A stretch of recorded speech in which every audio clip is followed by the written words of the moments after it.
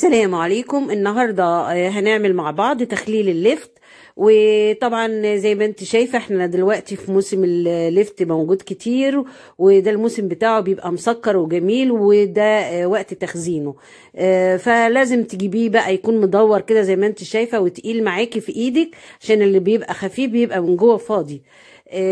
طبعا احنا هننقعه في مية زي ما انتوا شايفين كده علشان بيبقى فيه طين، وياخد وقته بقى ساعتين 3 زي ما انت فاضية بقى تروحي تغسليه زي ما انا عملت كده، وابتدي انضفه.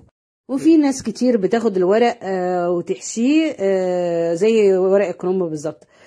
فاحنا بنكمل بقية الجزء اللي احنا بنقطعه، ده اللي هو يعتبر الجذر بتاع النبات. يعني احنا بناخد الورق بتاع اللفت نحشيه، والجذر ده اللي احنا بنستفاد بيه ده اللي احنا هناخده بنملحه. زي ما انت شايفه انا اوعي تقربي خالص من اللون الاحمر، علشان هو ده اللي بيدي لها اللون الاحمر لميه التخليل.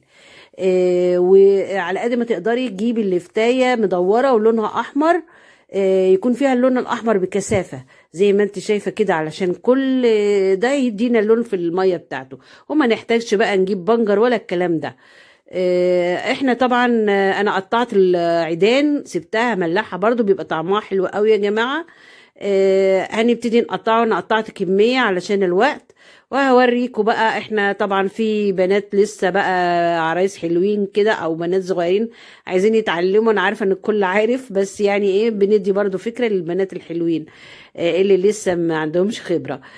هاتي القطاعه اللي هي بتبقى مزركشه دي، بتدي منظر جميل قوي لللفت لما بيكون مخلل، او الجزر والحاجات دي.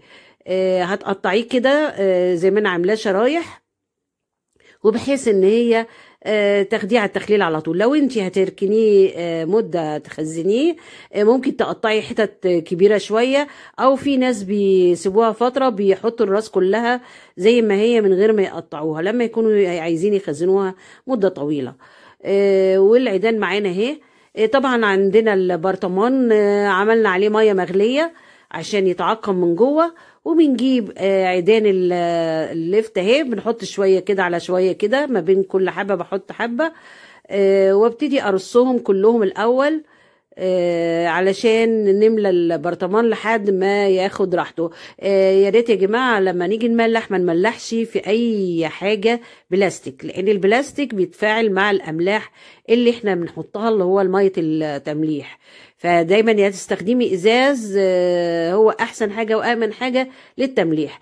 احنا دلوقتي عشان نعاير بقى ميه التمليح هنجيب لتر ميه، وانا بعايره بالدرق بتاع الخلاط كده. باخد فيه عندك تدريجين. شوفي التدريج اللي هو مكتوب عندك باللتر، وابتدي بصي على لتر اهو، واملى الميه لحد كده. الميه اللي انت هتحطي فيها يا جماعه لازم تكون دافيه. ميه التمليح لازم تدفيها، ودي التكايه اللي احنا بنتكلم عليها، تكون دافيه ما تكونش ساقعه. دافيه دفى خفيف كده حلو، يعني زي ما بنعمل الزبادي كده او يعني تقريبا. وهنحط بقى بالنسبه لنا 3 معالق كبار ملانين ملح، عشان يبقى الملح بتاعنا معقول. اللي عايزه تزود بقى تزود، انا بحط الملح العادي معلقتين 3 معالق كبار ملانين. وطبعا بحط برضو معلقه سكر عشان بتحفظه وتخليه مقرمش كده. وزي ما قلت لكم وده ربع كوبايه خل اهي.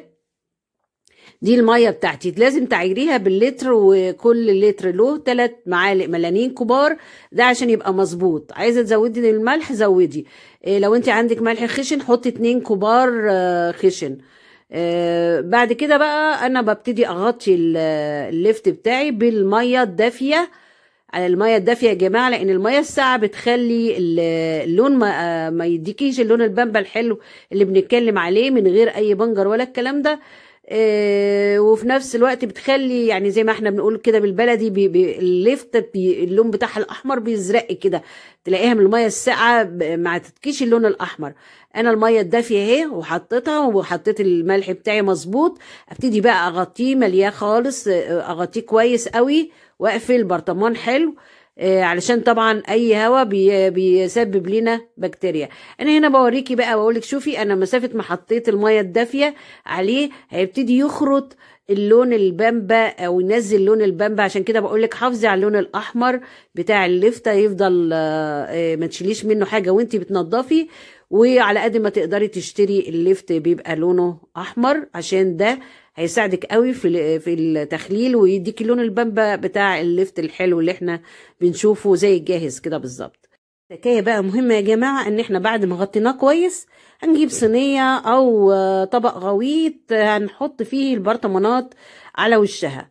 ليه حطيناها على وشها؟ علشان نمنع دخول اي، او نكون متاكدين ان ما يدخلش اي نسمه هواء تدخل في ال 24 ساعه الاولانيين، لانه دول اهم حاجه عندي علشان التخليل.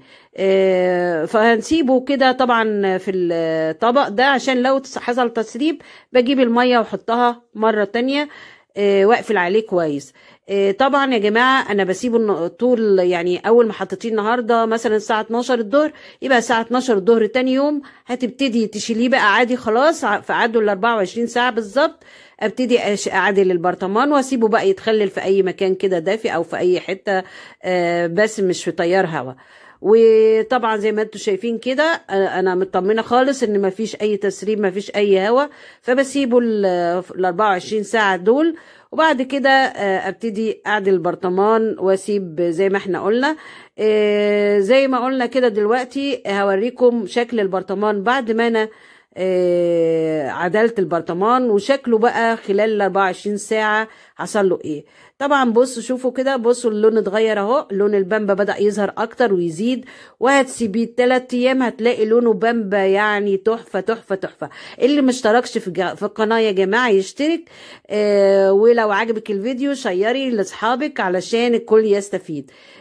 طبعا كل مرة بنعمل حاجة جديدة، وانا انتهزت فرصة ان